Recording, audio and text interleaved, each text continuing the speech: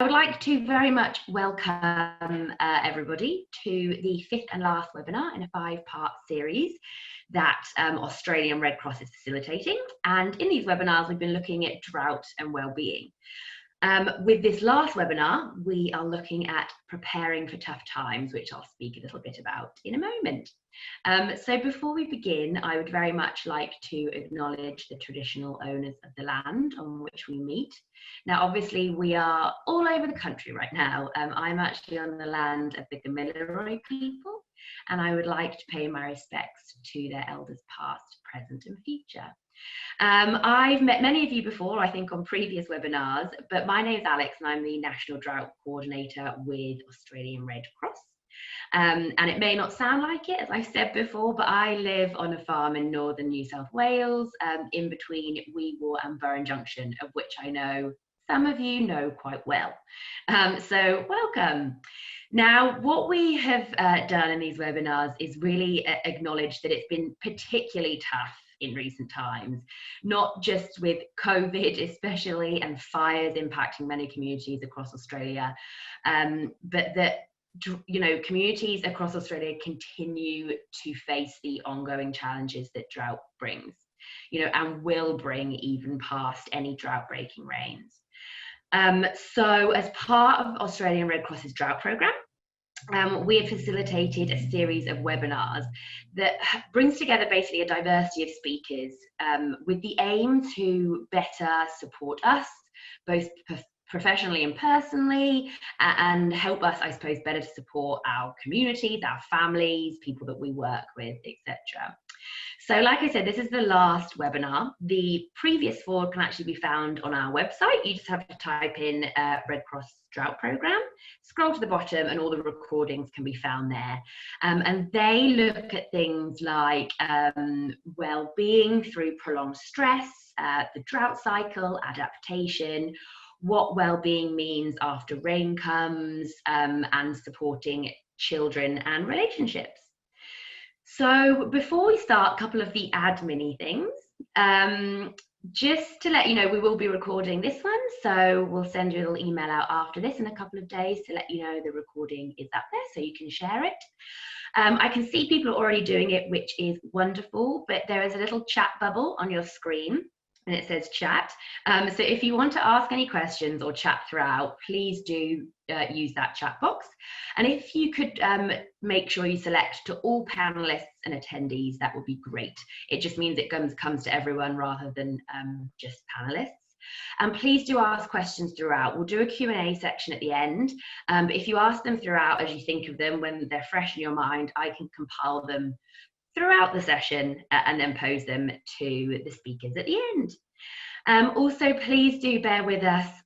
Like any good webinar, there are sometimes technological glitches. I'm based very remotely. Many of you on the line will be based very remotely. So please do bear with us if we have any slight technical problems, but fingers crossed. So today we're looking at preparing for tough times. We'll be having a little bit of an introduction on preparedness in the drought space and what the research says, as well as looking at the importance of preparing the mind for challenging times, as well as some of the tools and resources and support in that drought preparedness space.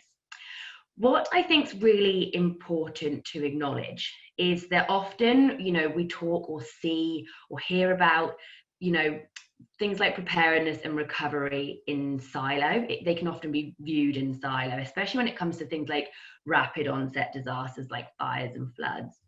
But the nature of drought actually means that simultaneously we're experiencing the challenges of the drought we're in.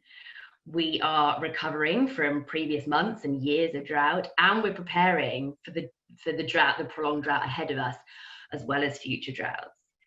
And that, quite frankly, is exhausting. It's all preparedness, recovery, and almost responding to it all of the time and all at once. And I think we talk about preparedness in this session for the purpose of the series breaking down different elements, but we completely acknowledge that in fact it's just part of one of those more abstract terms of resilience building and adapting.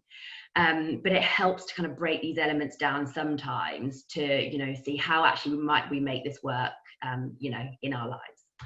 So without further ado, I'd like to welcome three speakers today. Welcoming back Dr. Jacki Schirmer. Glad that you're coming back again to us, Jacki. This is your third session, so thank you. Jacki is an associate professor at the University of Canberra, and Jacki actually leads the Regional Wellbeing Survey that looks at the views of rural Australians about the livability and resilience of their community and wellbeing. After that, we'll be hearing from Dr. Mel Taylor. And Mel is an occupational psychologist at Macquarie University. And Mel's research focuses on preparedness, response and recovery to events such as pandemics, terrorism, emergency animal diseases and disasters. So plethora of information already. And then last but by no means least, I'd like to welcome Shannon McCormack. Now Shannon works for the Rural Financial Counselling Service and has over 20 years experience in agribusiness, including beef production, equine performance, horse industry and rural merchandise sales. So we're very lucky to have such a diverse range of speakers on the line today. So because we are always looking for more time, we're going to crack on and I'm going to pass over to Jacki, and Jacki is going to kick us off opening the session. So welcome and thank you, Jacki.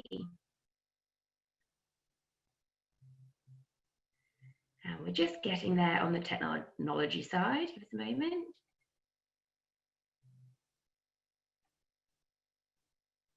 And I think you're just on mute there, Jacki. Yep.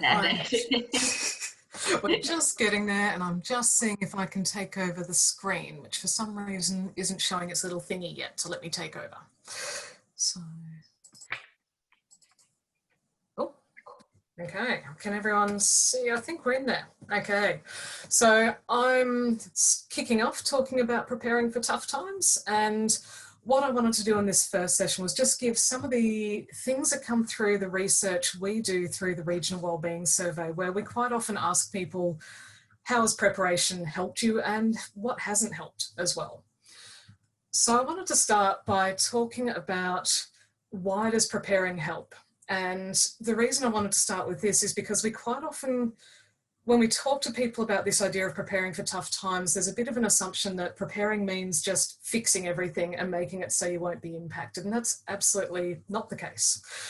And when we talk to people who've done great preparation, we ask them what's actually really helped you doing that preparation process, or how has it helped you? They tend to talk about four things after they've gone through, say, another drought or a bushfire, or in recent months, COVID-19. They say, okay, yeah, look, thinking about things on an ongoing basis helped me identify some of the practical changes I could make and invest in them, and maybe do it a bit earlier than I would have otherwise. And that's actually reduced some of the negative impacts of changes or challenges I've experienced. But that's only one of the four things they mention. The second thing that's usually raised is people say, look, just spending some time thinking and learning about options for tough times was valuable in and of itself. I didn't necessarily invest in any changes, but I thought about what might work and what mightn't work, got some new ideas. Third thing people often say is investing in some preparation actually made me feel more confident when it came time to make some decisions. That's actually, that third one is probably the one most people talk about more often than anything else. They say, okay, spending that time thinking ahead, thinking when I had a bit of spare time, just meant that when it came time to make decisions, when I was under stress, I could do it a bit better. And the fourth thing they say is, look, sometimes it reduces the shock, the fear, the surprise associated with some of these impacts, because you thought, well, if this happens, this might happen.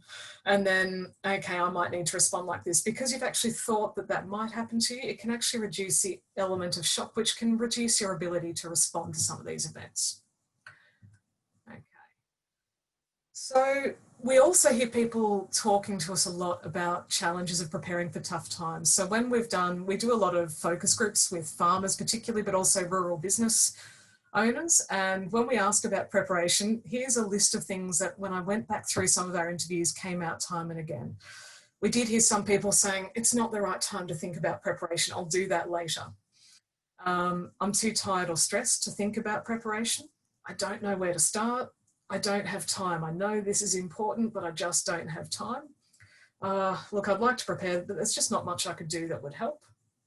We also get people saying, look, I feel a bit about doing preparation because everyone says to prepare you should do this, but I actually want to do something different and I feel uncomfortable doing that. Or people worry that they might do the wrong thing. Some people say they don't want to waste time investing in things that might not work. And some people say, I'll feel like a failure if I put a lot of effort into preparation and it doesn't help as much as I hope. So I've just given you a real laundry list of things that might go wrong. We're now going to talk about how we can address some of those thoughts, because they're common thoughts you might have and people might have that act as barriers to investing in some preparation. And sometimes it helps to think through how can we respond to those thoughts and have people thinking more productively about preparation. So I'll be addressing that through the talk, and then you'll see more from Mel and Shannon. But when we talk to people, they talk to us about how they overcome those challenges. So there's lots of things, we'll talk about those. But the people who say that their preparation has really helped them, we've sat down, we've said to people, what helped you most? And quite often what came out was people saying, I actually figured out what was important to me. So the first step in preparing is often figuring out what is it that's important to you. And that will be different for every person, every farmer, every business, and every community. Same thing can happen when you plan at a community scale. How will we cope with tough times? They're saying, what are the things that are important in your life that you want to try and achieve? And I've just got a couple examples here of what that can look like for a cattle farmer.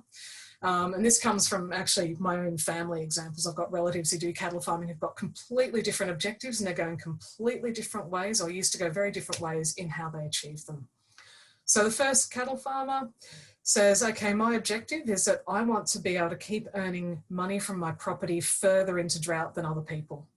So their entire objective of preparation is to set their property up so they can maintain stock on the property further through drought, finish them ready for sale when others are finding it difficult to, or when others have already destocked, so that they can keep earning money from their main farm enterprise. Their preparation activities might include investing in increased feed storage capacity, developing feed pads for stock so that they can be fed and protect soil erosion, protect pasture, doing a lot of pasture management planning, setting up decision points for buying in feed early to reduce the impact of price increases and storing it in their big storage facilities, changing their fencing to match grazing for high drought conditions, and changing watering points. Really practical on-ground sort of prep activities. Second cattle farmer, exactly the same, has the same amount of stock, says, I don't care about being able to keep stock on the property, I just want to focus on maintaining a minimum level of household income through drought. They might choose the same strategy as our first cattle farmer, but a lot of people would say, well, rather than trying to keep stock on and investing a lot in infrastructure that helps me keep stock on, which can be a bit risky for some, I might build up savings sufficient to let us last a long period without stock on the property. Or I might increase my off-farm work so our household income can be maintained at a minimum level, even if we have to destock. And we do see quite a lot of farm households that are going that way. And it starts saying we can think beyond the farm and what are our objectives and what do we want to achieve.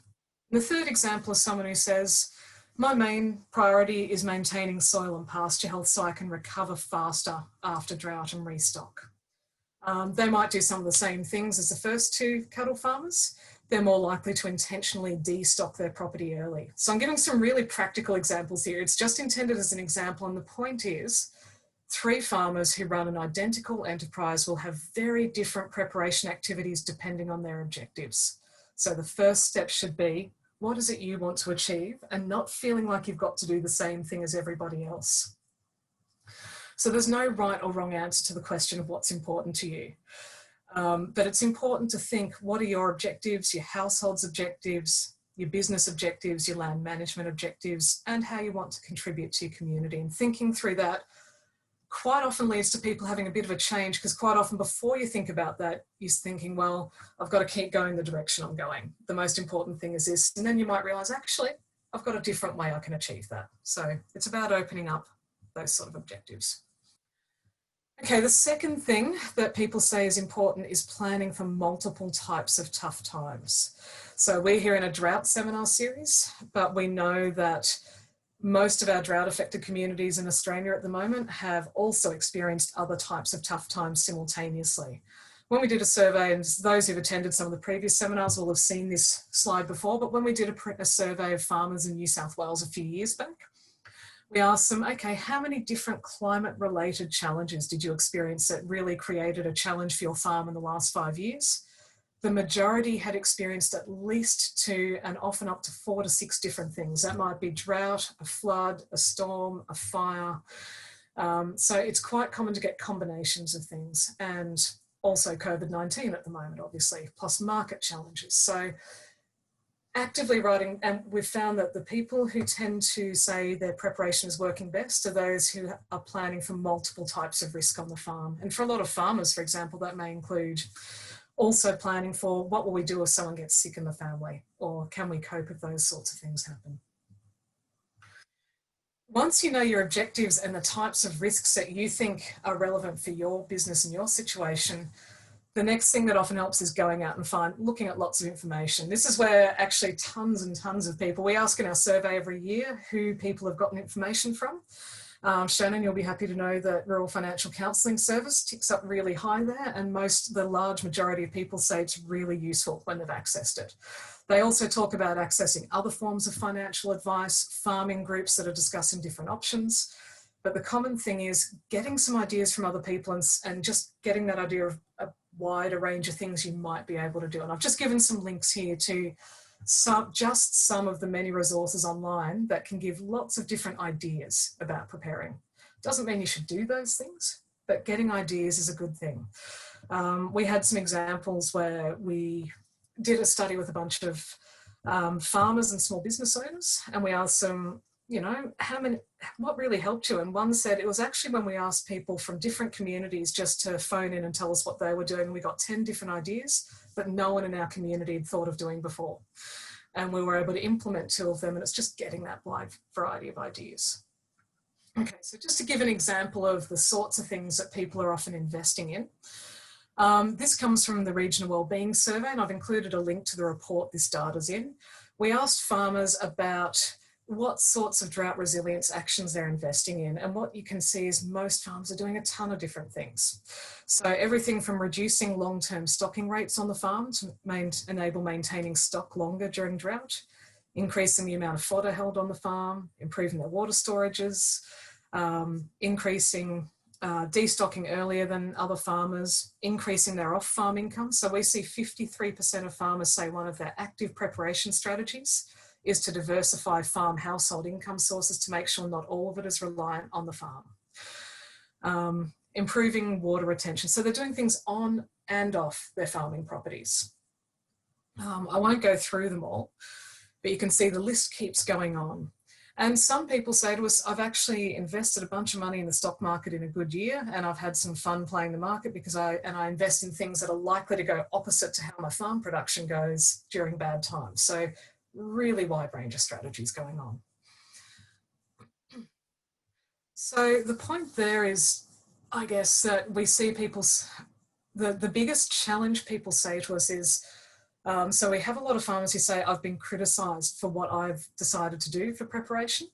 So for example, I got rung up by a farmer the other day, and that farmer said, I destocked really early. I've now got the neighbour wanting to graze their stock on my property because my pasture looks really good. And they're criticising me for being the one who decided to do this early on. So one of the things that keeps coming through to us is a need to encourage people to recognise that a diversity of actions can be really good. Don't get fixated on one thing being right for everybody, that 1,000 ideas are needed. Another thing that's important is that we see 2 types of preparation, and this is where I might offend a couple people, but apologies if I do. We've seen a lot of government support more in the 1990s, which sort of said, make a plan. And they focused very much on a written document, and they'd sit down and do a workshop and prepare a written document that went on a shelf and never got used. When we look at that, what we know is what works for preparation is preparation being an ongoing process. So we need to make sure we're encouraging people to think about preparation all the time, not just at one point and making a document that never gets used. A documented plan needs to be actively used, discussed, revised, updated on an ongoing basis. So We need to keep on encouraging people to say, spend a little bit of time preparing all the time, rather than once every 10 years make a plan that you then don't refer to or reflect on. And we need to encourage, in particular, people to monitor and evaluate what's going on. So you might originally think, I'll try these 3 things. Good preparation involves trying those 3 activities, investing in them, reviewing whether they work well, seeing if there's some other ways things could work better, keeping on updating and improving what you're doing in terms of your preparation, which is pretty tiring, as Alex rightly pointed out. And we did find that that was really, really important. So when we looked at which farmers were able to maintain farm financial wellbeing best during drought, on this graph on the left-hand side, so the light green means that it's people who came through to the end of drought with pretty poor finances. The dark green means they had pretty good finances. Having a written plan didn't make much difference. What did make a difference is having strategies for coping with drought, assessing all the different risks that could happen on your farm. Interestingly, having a plan for farm succession, which often involves planning for a range of future scenarios. Discussing your farm plan with other people was one of the most important predictors of it being successful. Can't emphasize that enough. Finding people to talk about and actively discussing it. Actively monitoring what you're doing with your preparation and planning and seeing if it works and adjusting it, and then reviewing and updating your plan. This is really the sorts of things we see working well. We often get asked, when's the best time in the drought cycle to prepare? I've been asked recently, and people say, oh, now's not the right time, people are under stress. Every time in the drought cycle is the right time to prepare. It's just thinking about what you can cope with in terms of preparation activities at different stages. So it's about working with people to say, what do you feel like you can manage doing in terms of preparation, reflection, thinking about decision points? Okay. This is my last slide. And what we're seeing in our work is that key barriers to good preparation are often people being afraid of failing or of being criticised for what they do. So we've been promoting that we need healthy resilience cultures that say preparation and planning aren't about succeeding all the time. They're about trying different things and finding out if they work or not. So we need people to feel able to fail a little bit and reflect on what's worked and what hasn't, for our preparation to really work well. We need people to feel it's okay to do things differently to others.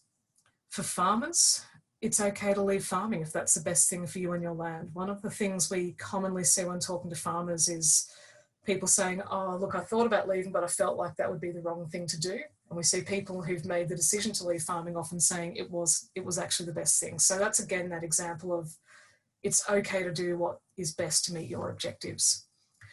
And finally, the key point, the best preparation and planning is different for every person. So we need to encourage 1,000 options for different people and to be open to different ideas. Thanks. Great, thank you, Jackie. Do you know what, it is fascinating? I suppose many of us on the line will probably work in the community development sector or support sector. And seeing the stats, it does bring a whole new realm of things we almost know because we speak to people a lot about it and we work with these communities. But seeing the stats, is really fascinating to me, especially what supported people. That graph is amazing. And also the 70% that have experienced multiple climate-related tough times. Again, we know it's pretty high, but it's showing the majority of people go through multiple challenges just related to climate related things, not anything outside of that. That was fascinating. Thank you ever so much, Jackie. So any questions for Jackie, please do remember to pop into the chat and I will record for the end Q&A session. But for time purposes, I'm swiftly going to move over to Mel, and Mel's going to look a little bit about preparing the mind, strategies, what people might go through. So over to you, Mel.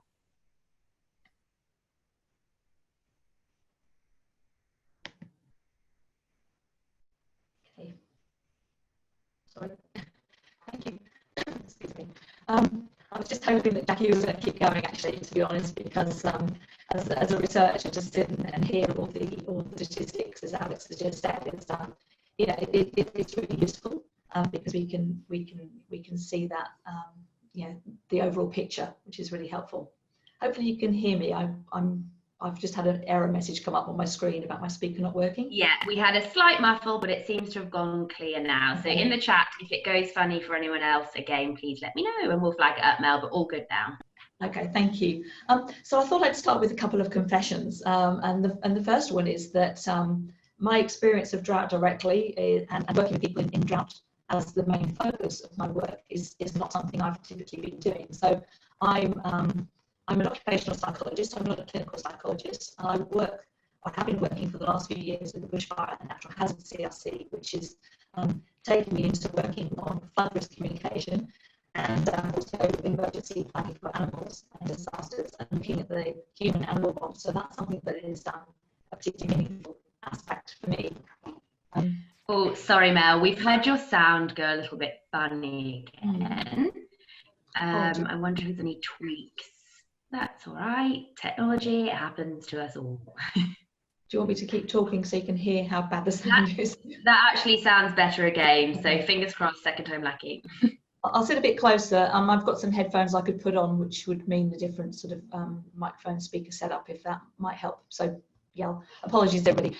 So I was in the middle of a confession, which is really that I've worked a lot with bushfires and floods in particular, and before that in public health, and again looking at sort of pandemics, as Alex said in the introduction. I've got someone saying they can't hear again. Yeah, do you know, I'm going to take me off mute because when I come back and I'm in sound, it sounds like we can hear you, which is very bizarre. But let's carry on with me off mute. Okay, I'll keep talking and look for issues. Yeah, so sorry, I was saying that so the human-animal bond is also part of something that interests me a great deal with my research. This is just a picture of me in action, if you like, with my back there, talking with people who'd been impacted by bushfires in the last couple of years. So I've worked with the Rural Fire Service to talk to people about their responses to fires and their preparations for future. Now my slides won't change.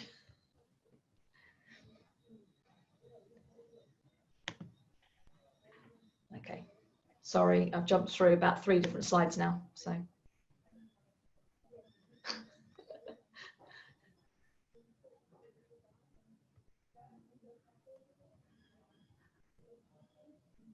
Apologies. I will get there. Okay, so I've been sitting here thinking in the last few weeks about drought and how drought is different from the areas I typically work in. So of course, as you've just been hearing, and you'll appreciate this as much as anyone, we have different sort of challenges here that are not typical and not typical issues for preparedness when it comes to preparing for a fast onset acute event like a bushfire. So firstly, there's the time aspect, which is a massive difference in this area that isn't really present in many other areas. And of course, we're seeing a bit of this in the COVID response now, because it is something that is not only, it's not come and gone, and that media interest has continued to sort of cover.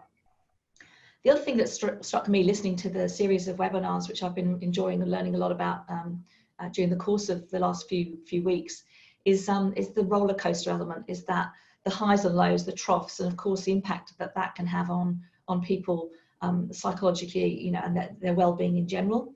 And so that's quite different again. Not that there's not setbacks in other sorts of disaster fields, disaster hazard areas, but clearly it's something that's a massive high and low point. You know, the anticipation of rain and what that could mean. You know, having your hopes dashed. That's extremely tough psychologically.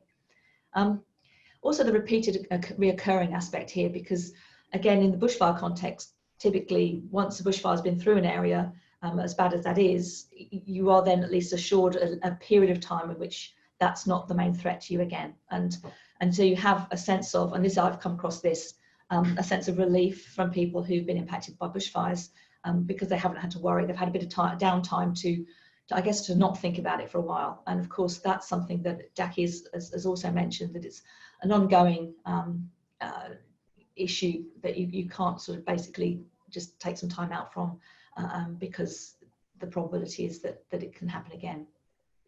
And I guess from my point of view as a researcher is just generally how under-researched some of this aspect is, especially perhaps in the mental health area.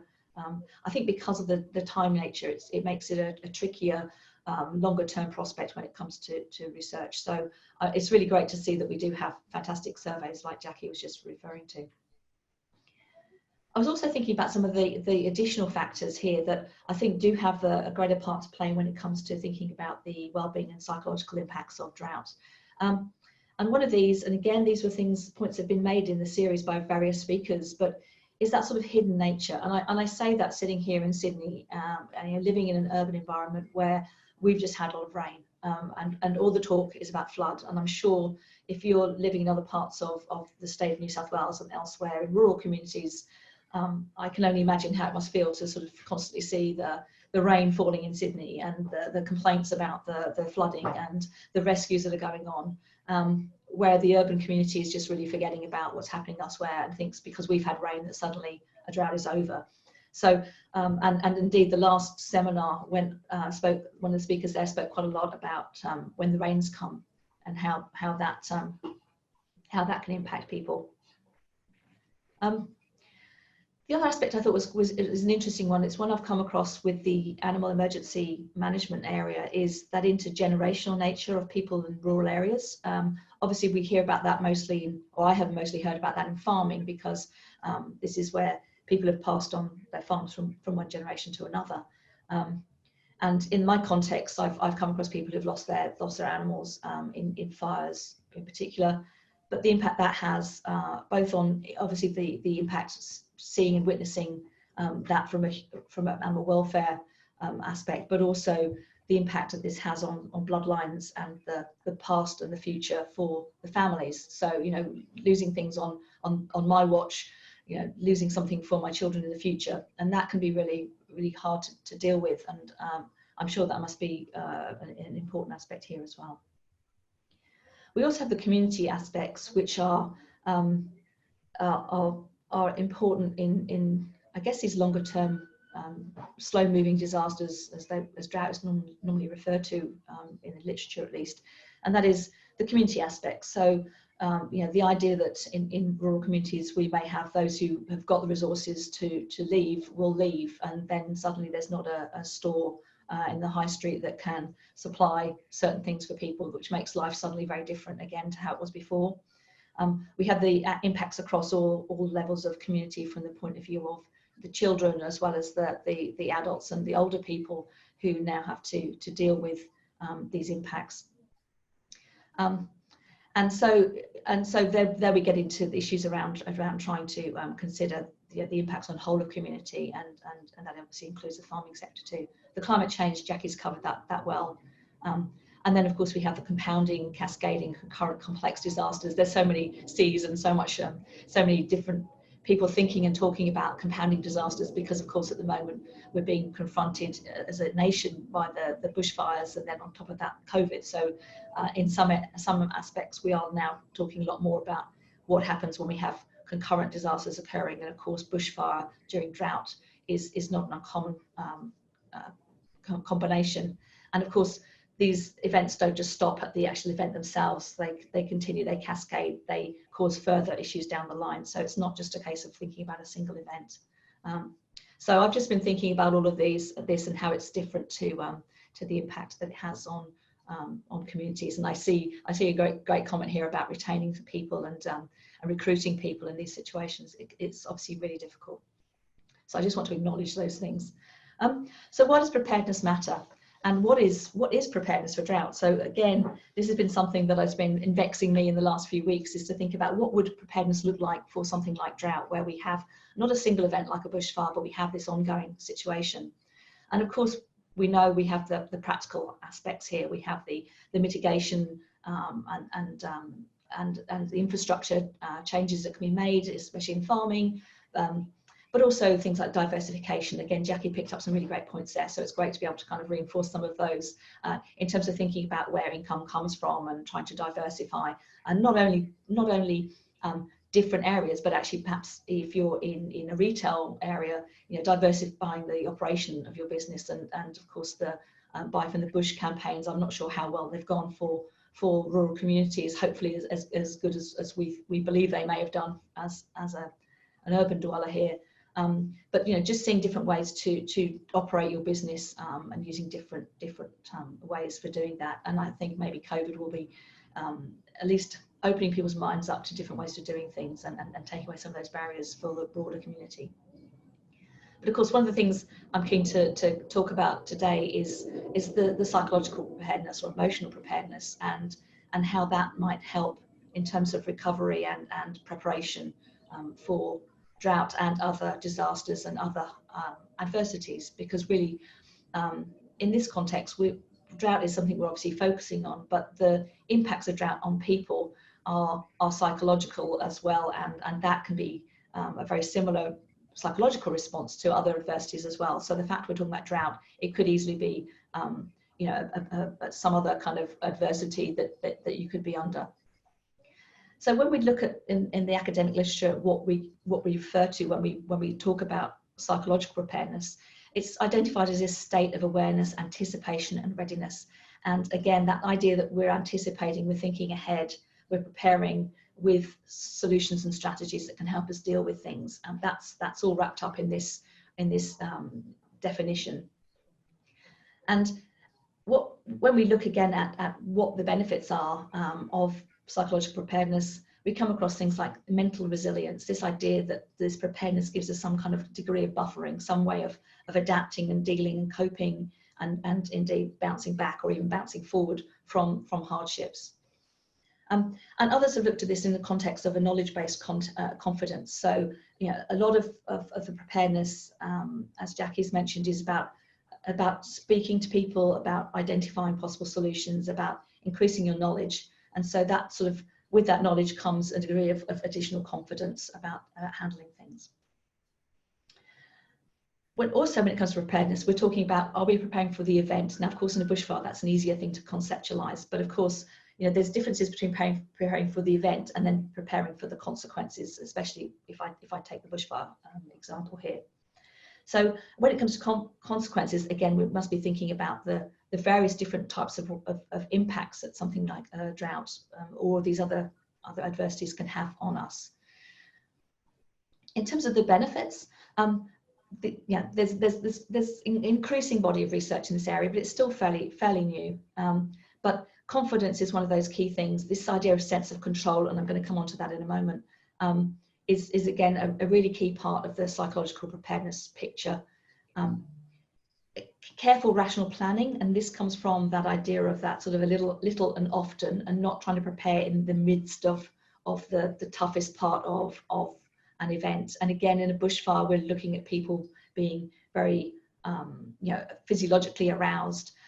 Your head is racing, and that's not the time to be preparing. That's not the time to be trying to think through a series of actions in a considered way. So again, from the point of view of psychological preparedness for bushfires, it's easier to think about how that can be an important way to sort of think things through in a logical and rational way. And indeed, that goes for other areas too.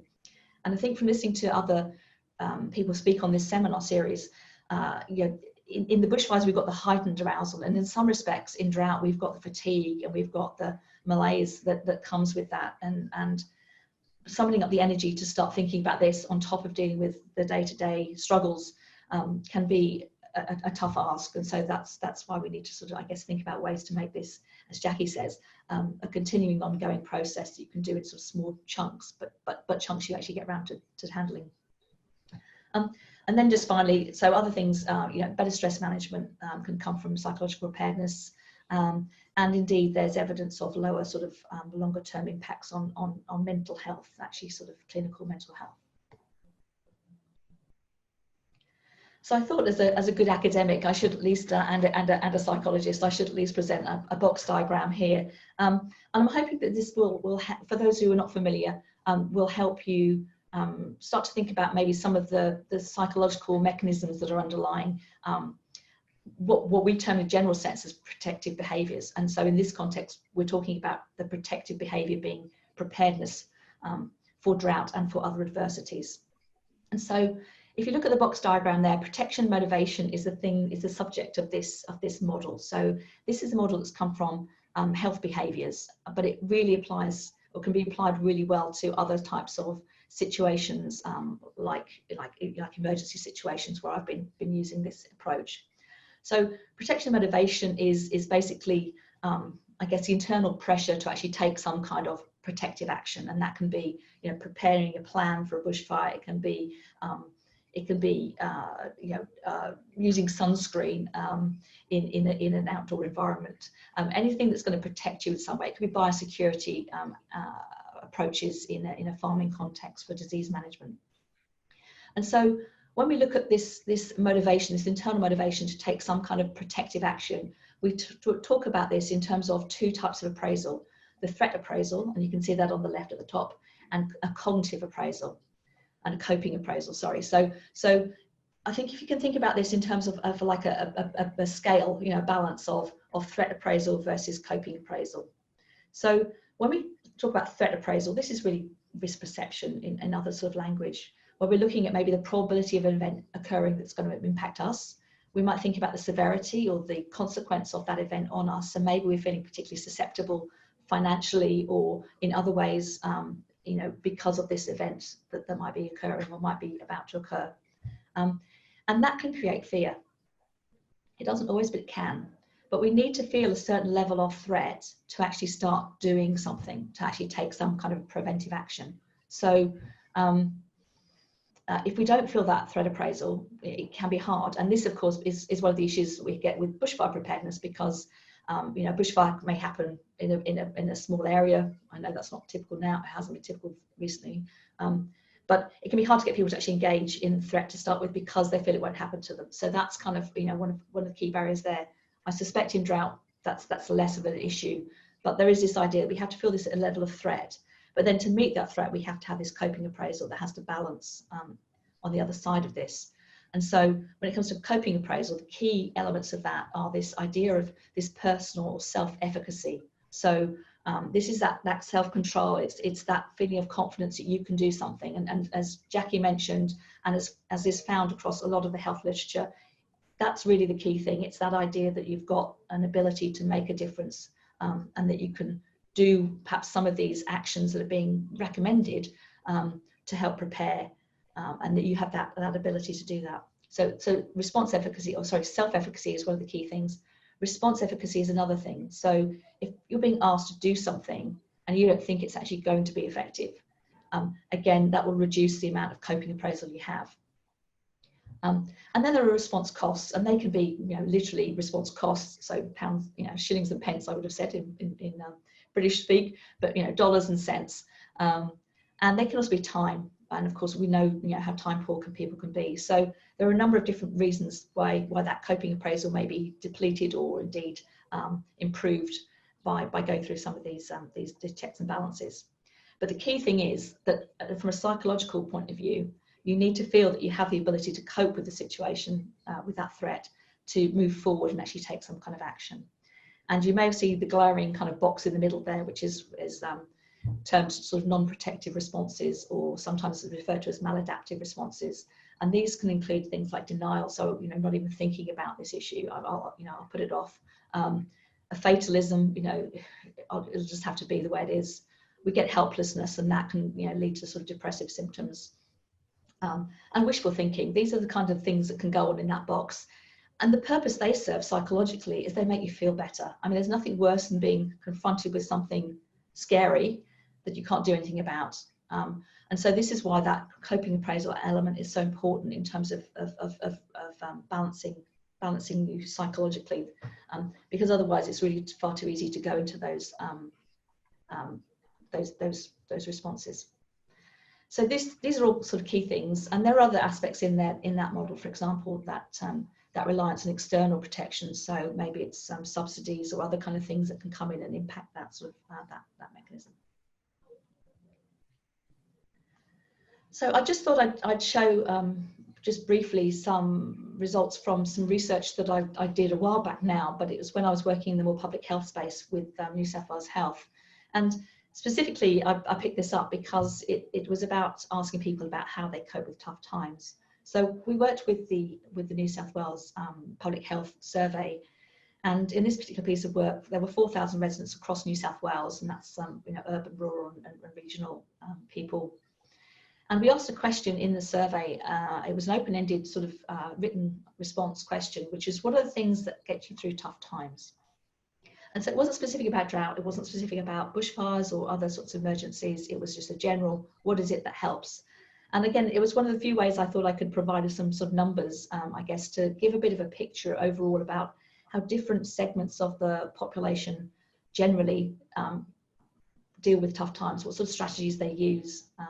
And we looked at 4 different groups here. So we looked at different genders, we looked at different levels of household income, we looked at psychological distress, so people who are already having high levels of anxiety and maybe depressive symptoms versus those that don't, and those who speak a language other than English. So these are the ways we looked at these different strategies. And this is the overall picture. So what we did is we coded all these responses into various categories, and the table here is just really to give you a bit of a snapshot of population level sort of approaches to coping with tough times. And I think the key thing there, and again, no surprise from the speakers in previous seminars and from Jacki, there's a lot of reliance on other people. So that's, family members. It's actually on yourself as well. So people saying, yeah, I get myself through tough times one way or another. It's me that does it. Others were saying it's my family, my friends, my neighbours. So a high proportion of people are using other people as a mechanism to get through tough times. There are also emotional and psychological, philosophical ways that people get through tough times. And so this includes things like thinking positively, of remaining hopeful, of keeping a sense of humour. So humour comes out often as a great way to sort of to deal with pressures. And then other people actually just take the approach that there are people that are worse off than I am, and we see that a lot with people, that they kind of dismiss their own feelings and think about other people having a tougher time, which is a way to cope, but it's probably not the best way to cope. So I'm not advocating these ways. I'm just saying this is if you ask the population, this is what it looks like. And you can see we have other sorts of coping strategies here as well. So we have the religious and spiritual, we have practical ways to cope, but we also have drinking and smoking. So other ways that you might deal with these things. And other people would rely on things like pets and animals. So again, that's where I get some interest here. But we also found differences between groups. So women and men have different ways to cope with things. Those on higher and lower incomes have different approaches. So I'm just going to leave that there because you'll get these slides afterwards. But I just thought it was helpful to see that. And the reason for that, language other than English, is the LOTE is the shorthand for language other than English. So it's English speaking versus non-English speaking households. So again, this just gives you a bit of a snapshot. And as I said, it's not necessarily the best advice, and indeed it was free recall. So it's not saying that other people don't use the same approaches. It's just these are the things that people offered when we asked them the question.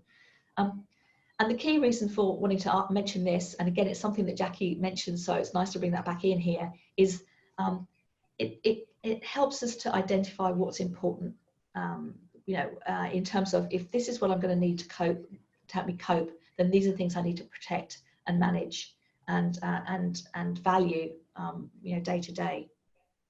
And I like this in particular because it does bring back in the Red Cross Ready Plan approach here, which I think this is just a wonderful sort of title here about protect what matters most, and gives people the opportunity to make that individual evaluation for themselves and not have other people tell them what they should be worrying about. It enables them to feel that sense of agency, that they can choose what matters to them.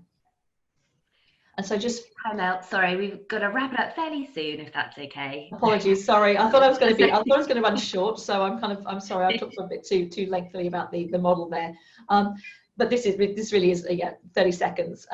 So my thoughts here, again, kind of coming from the bushfire aspect, is just bringing this idea that planning to make it a plan is not a plan.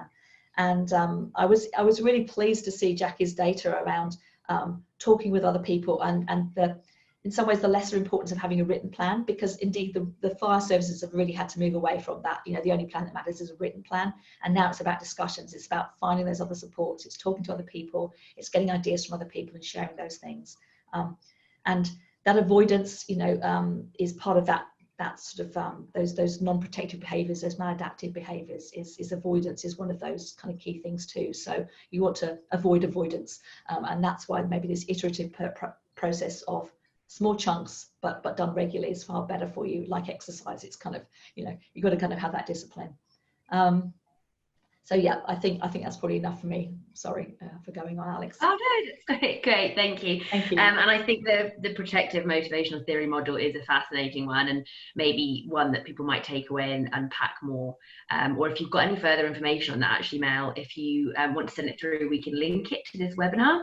Yes. So people can look at that more, because I think it's a fascinating one. So this is my support crew. I should just have given them a moment of acknowledgement. So these are the ones that help me get through tough times from where or another. Oh, thanks, Mel. Okay, we're a little bit behind time, so what I'm going to do is move swiftly on. And last but not least, over to Shannon to be, wrapping up the last session of the series. So over to you, Shannon. Thanks, Alex, and yeah, well done, Jackie and Mel. Really, really good. I think my my presentation's definitely sort of reiterating a lot of what Jackie said. Not nearly to the detail, but yeah, well done for sure. So basically, I sort of deal with a lot of this day to day in my role, and probably a lot of it is trying to keep this quite simple for clients, and probably trying to change their mindset about wanting to be curious about doing these things. So basically, I sort of try and keep it pretty simple, and break it down to preparing for drought is reflecting, planning, putting a strategy together, and then a thing that I put the business team in there, because I think that's an important one, which I'll discuss when I get to that point. So reflection is basically reflecting on the past dry times and what happened. So basically, we like to look at the positives, what we did really well, what we managed well, and then also what we didn't do so well. So being, did we feed too long? Did we decide to feed too long? Or should we have destocked? Or shouldn't we have destocked? And when? And then put down what you would do again.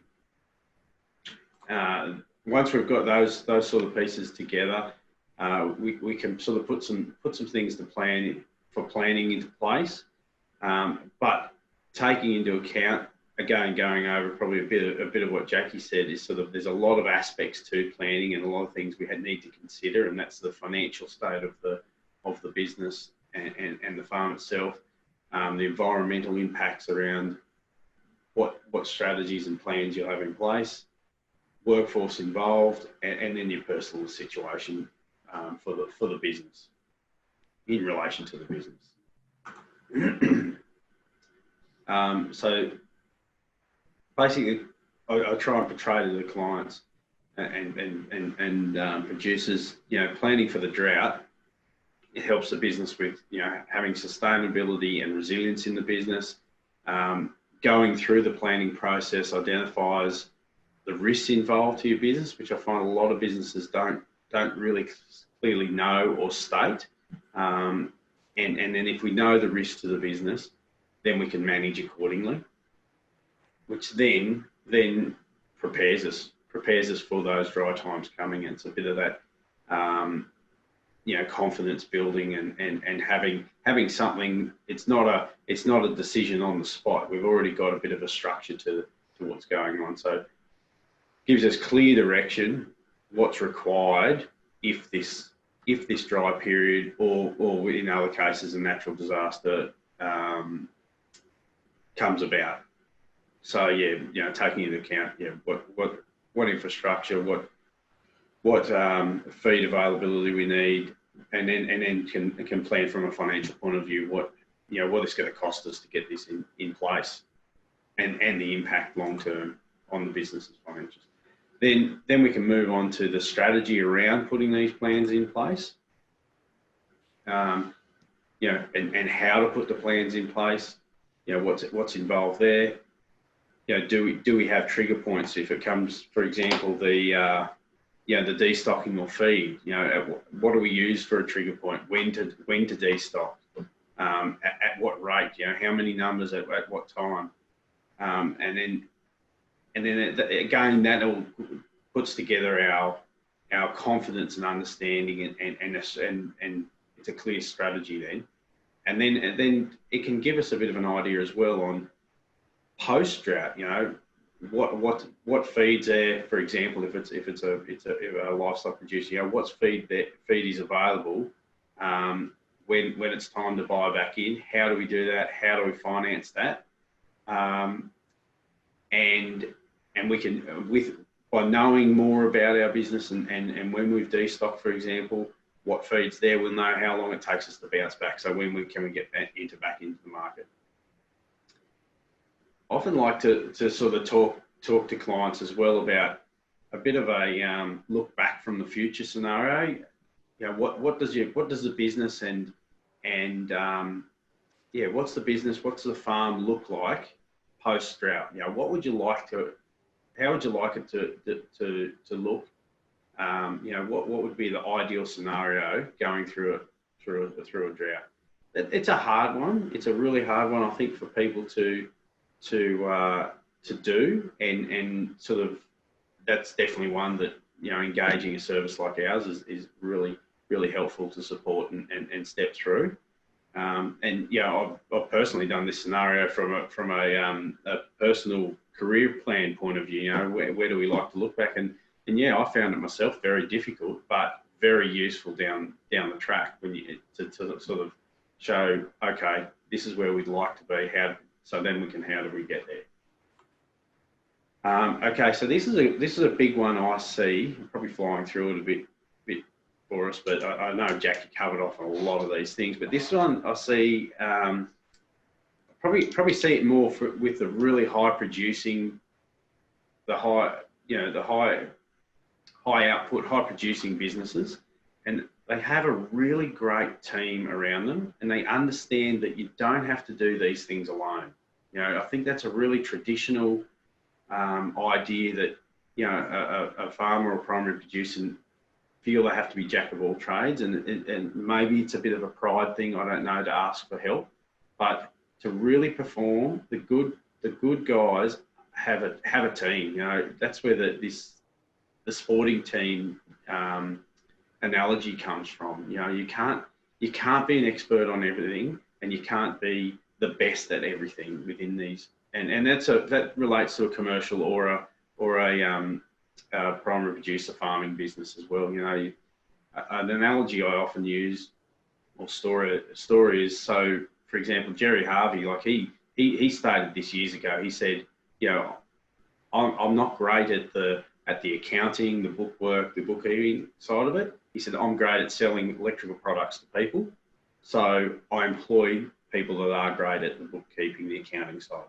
I employ those guys. So that's part of, you know, that's a team member that covers off on that. And I try and put that across to clients, you know, to have that great team that know the goals and where you want this business to go, and everyone's got to be on the same page. That's, you know, having really good relationship with your accountants, your agronomists, your marketers, and your bankers. You know, have those areas of the business covered off.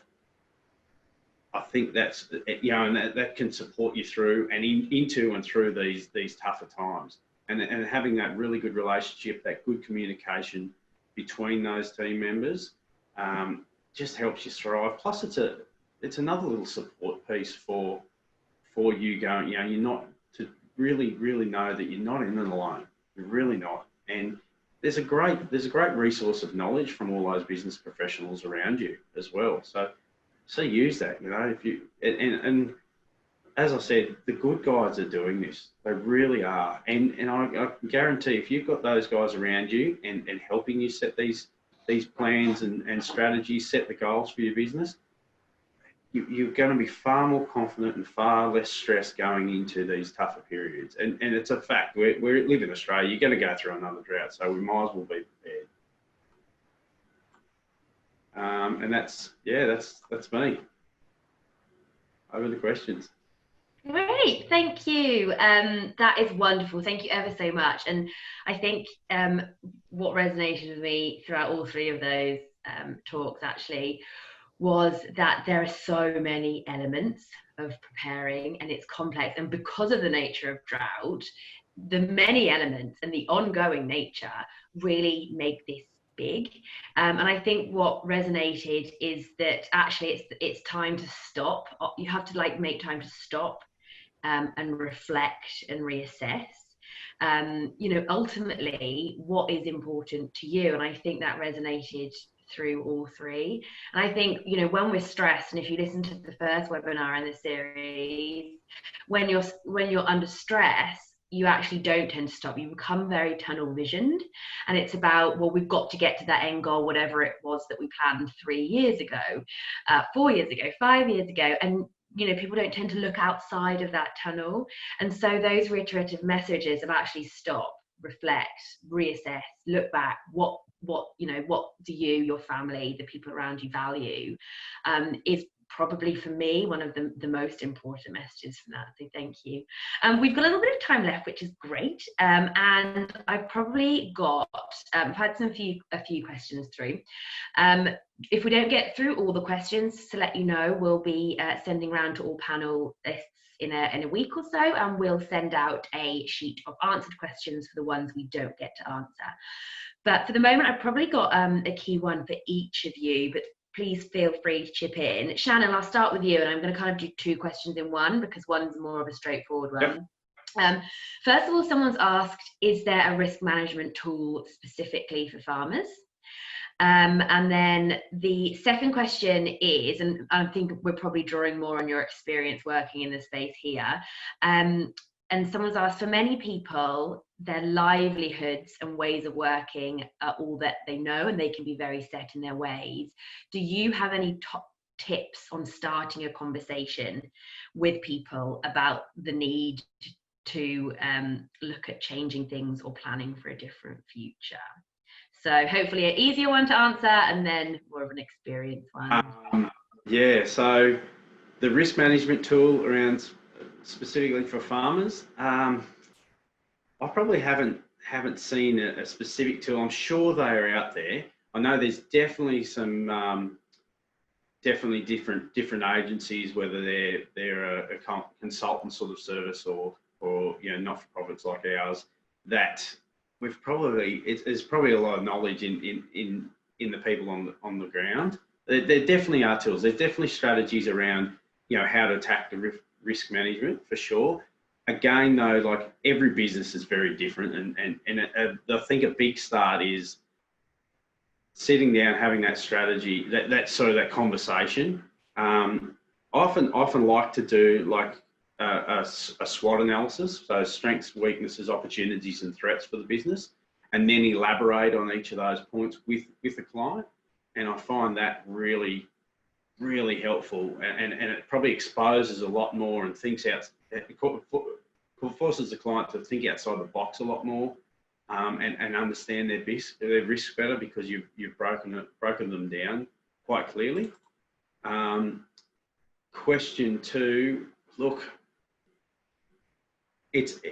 firstly, you've got to build a rapport where these clients are going to trust you to ask those deep questions. I think rapport is key, and it's really important for people on the ground to have a good understanding of the different industries. And I know that's hard. You know, I find it difficult myself at times.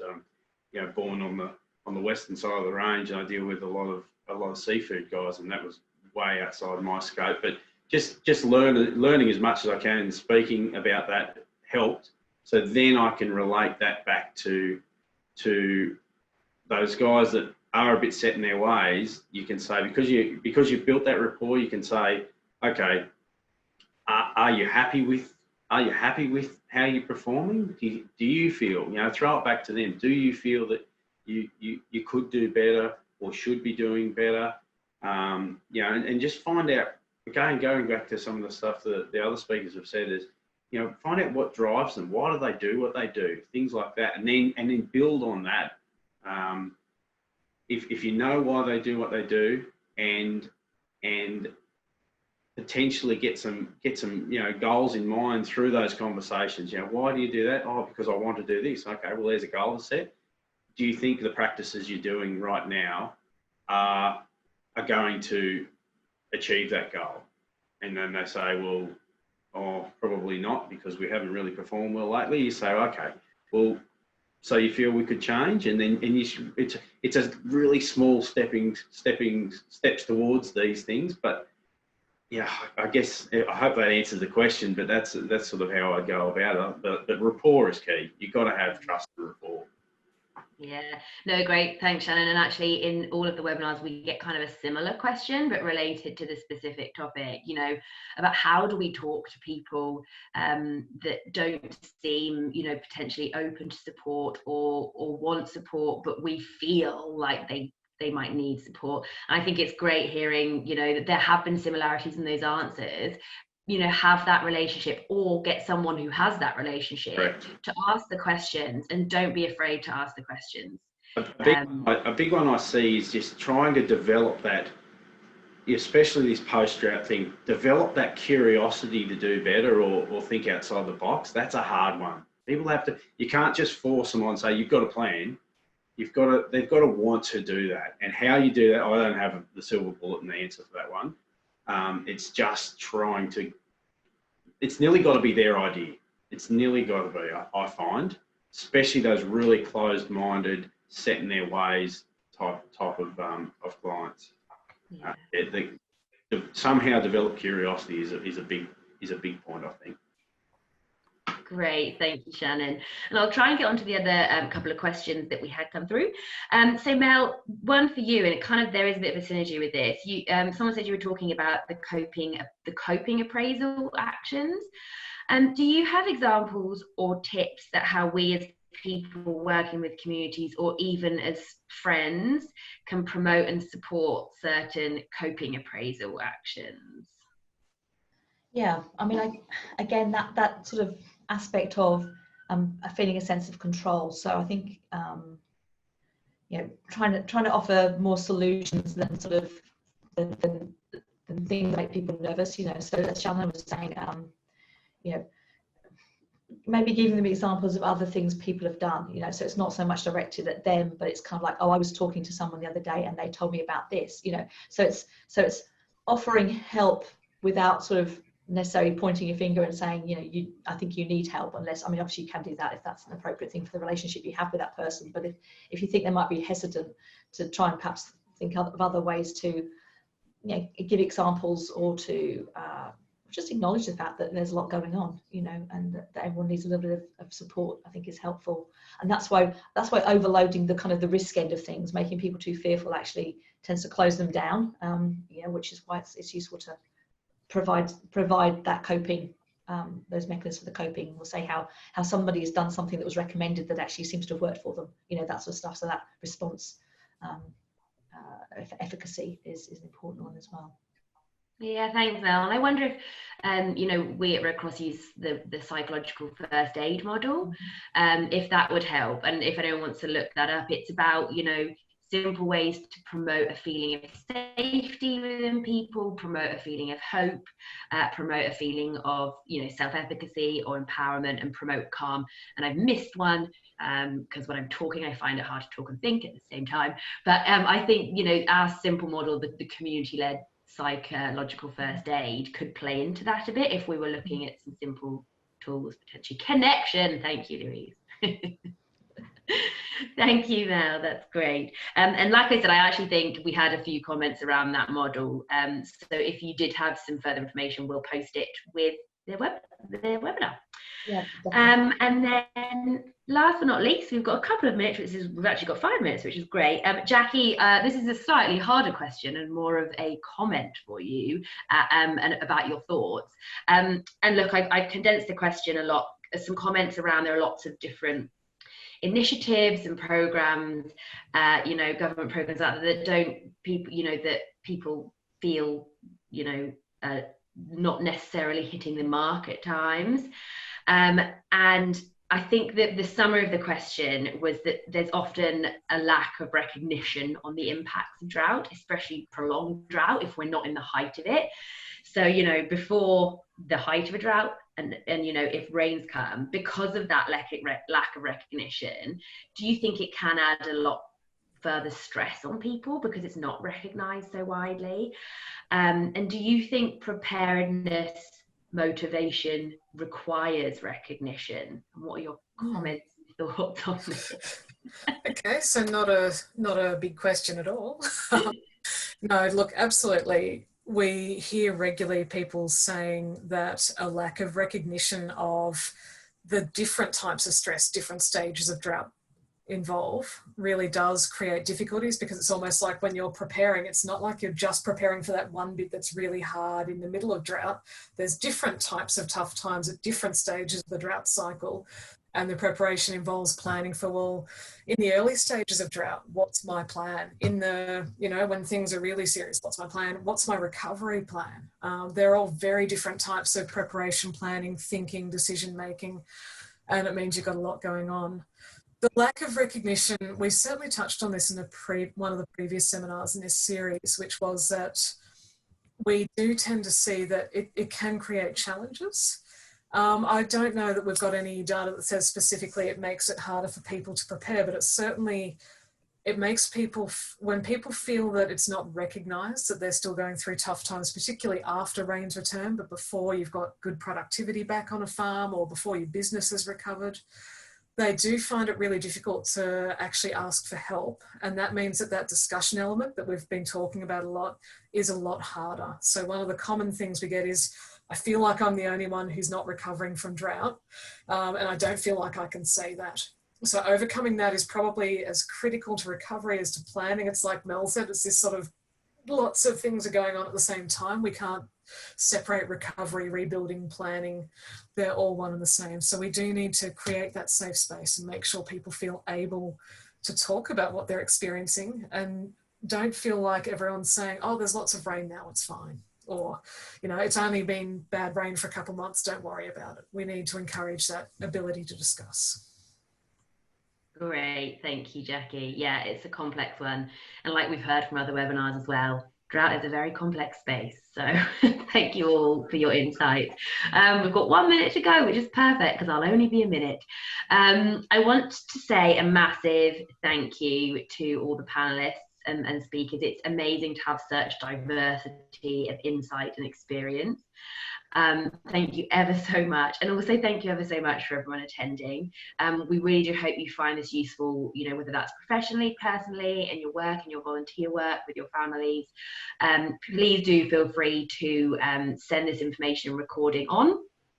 We'll send you an email out with the recording, but you can also access more information on our Drought page. Just type in Red Cross Drought Programme, and there are a couple of things on screen that we do offer beyond this, or if you do want any information or to get in contact with any of our state coordinators, please do hop on to the webpage or drop us an email at drought@redcross.org.au. So yeah, we'll do the recordings, there's the questions, and just to let you know that we will send out a very, very, very quick survey. It should take between 60 and 120 seconds. It's super short just to get your feedback, and it's very much appreciated. And we will actually be sending a very quick survey to all participants from all webinars, just to get your insight on what else might be useful, if more of these webinars on specific topics might be. But other than that, thank you ever so much for attending. I love it, bang on time. So I hope you all have a wonderful day. Once again, thank you all for attending, and thank you all to the panelists. And we'll just leave that email up on screen for the next couple of moments, just in case any of you want to write it down. Thank you.